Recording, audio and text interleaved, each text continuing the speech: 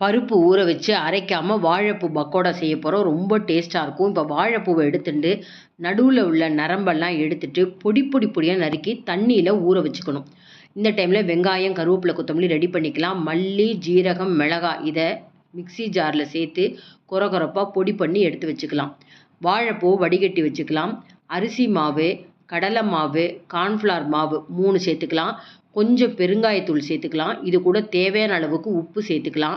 பொடிச்சு வச்சுருக்கிற அந்த மல்லி, ஜீரகம், மிளகாவை சேர்த்துட்டு வெங்காயம், கொத்தமல்லி, கருவேப்பிலை சேர்த்து நல்லா மிக்ஸ் பண்ணிவிட்டு நறுக்கி வச்சுருக்கிற வடிகட்டின வாழைப்பூவையும் சேர்த்து மிக்ஸ் பண்ணிவிட்டு தண்ணியை தெளித்து பெசரணும்.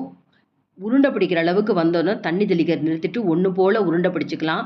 ஆயில் சூடான சிம் ஃப்ளேமில் வச்சு இந்த உருண்டைகள்லாம் போட்டு நல்லா பொன்னிறமாற வரைக்கும் வச்சுட்டு நம்ம பொரித்து எடுத்தோம்னா மொறு மொறுன்னு வாழைப்பூ பக்கோடா ரெடி. ஃபுல் வீடியோ வேணால் லிங்க் தரேன்.